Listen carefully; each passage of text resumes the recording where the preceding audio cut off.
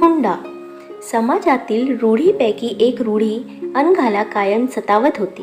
ती म्हणजे हुंडा पद्धती. अनघा खूप संस्कारी तसेच थोरा मोठ्यांचा आदर करणारी होती. पण हुंडा पद्धतीमुळे ती कितीही प्रयत्न करून स्वतःच्या सासरच्या लोकांचा आदर करू शकत नव्हती. अनघा ही एक साधी सालस विज्ञान पदवीधर मुलगी, थोडी घाबरट भित्री, हल्लीच्या मुलींसारखी चुणचुणीत बिलकुल नाही. पण कुणावर अन्याय करायचा नाही, तो सहनही करायचा नाही. अशी ही अनघा जेव्हा लग्न करण्याचा विचार घरचे करतात तेव्हा तिच्या घाबरट स्वभावामुळे नकार येतात. एक मुलगा जो तिच्या घरच्यांना आवडतो त्याच्याकडूनही होकार येतो. मुलगाला पगार कमी असतो, पण मुलाच्या घरचे सुस्थितीत आहे.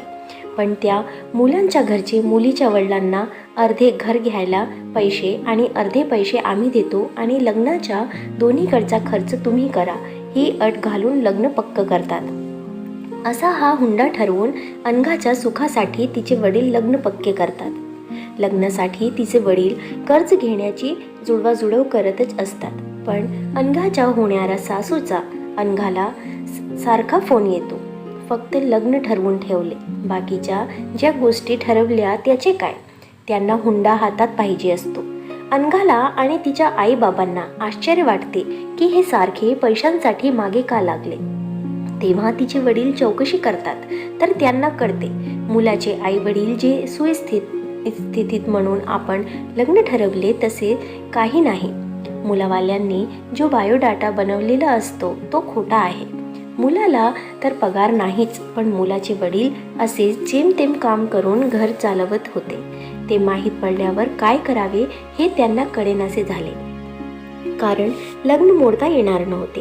साखरपुडा झाला होता आणि आता लग्न मोडले तर समाजात बदनामी होईल आणि परत मुलीचे लग्न होणार नाही. या भीतीपायी त्यांनी तो विचार मनातून काढून टाकला आणि त्यातला सकारात्मक बाजू बघून जसे मुलगा हुशार आहे त्यामुळे आयुष्यात धडपड करून चांगली नोकरी मिळवेल आणि मुलीला सुखी ठेवील आणि जे आपण अर्धे फ्लॅटचे पैसे दिले ते मुलीलाच मिळतील, या सर्व गोष्टींचा विचार केला आणि ठरल्याप्रमाणे लग्न झाले.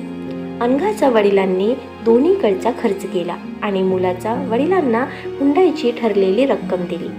लग्न झाल्यावर मुलगा हुशार असल्यामुळे चांगली नोकरी त्याला मिळाली आणि जेव्हा फ्लॅट घ्यायची वेळ आली तेव्हा अनघाच्या सासऱ्यांच्यानी त्यांना पूर्ण रक्कम न देता 20 लाखातले 5 लाख दिले. स्वतःजवळचे देणे तर दूर, पण तिच्या वडिलांनी दिलेले पूर्ण पैसेही त्यांना दिले नाही आणि घर घेईपर्यंत अनघाच्या बाबांनी दिलेल्या पैशांचे व्याजही स्वतःकडे ठेवले. या सर्व गोष्टी अनघाला खटकत होत्या.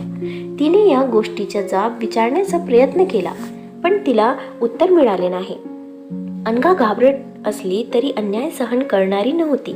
तिने प्रत्येक वेळी त्याचा जाब विचारला, पण उत्तर आणि हिशोब मिळण्याची अपेक्षा नसल्याने तिला सासराच्या लोकांचा तिळमात्रही आदर वाटत नव्हता. कालांतराने तिने सासरच्या लोकांशी सर्व संबंध तोडले. ते घरी आले की ती त्यांच्याशी चांगले वागायची, पण ती कधीही मनापासून त्यांचे काहीही करायची नाही आणि ते जेव्हा गावी असतील तेव्हा कधी काहीही झाली तरी विचारपूसही करायची नाही. पण तिच्या सासरच्या लोकांना त्याचे काहीही वाटायचे नाही. कालांतराने त्यांच्यात कुठलाच संबंध आपुलकी राहिली नाही आणि नात्यात दुरावा निर्माण झाला. खरंच हुंड्यामुळे नाते तुटत असेल तर हुंडा घेणे कितपण योग्य आहे? मुलासाठी हुंडा घेतला तर तो त्याचा आई वडिलांनी स्वतःजवळ ठेवणे कितपण योग्य आहे? मुलीचे आई वडील ही तिला शिकवतात, मोठे करतात आणि मुलगी दुसऱ्याच्या घरी जाऊन त्याचं घरासाठी आयुष्यभर राबते. तिच्या आईबाबांची तिच्याकडून काहीही अपेक्षा नसते. असे सर्व विचार अनघाच्या मनात कायम घर करून असतात. मित्रांनो, तुम्हाला ही कथा कशी वाटली कमेंट करून नक्की सांगा आणि व्हिडिओ आवडल्यास लाईक शेअर करायला विसरू नका आणि अशी छान छान कथासाठी चॅनलला सबस्क्राईब नक्की करा. धन्यवाद.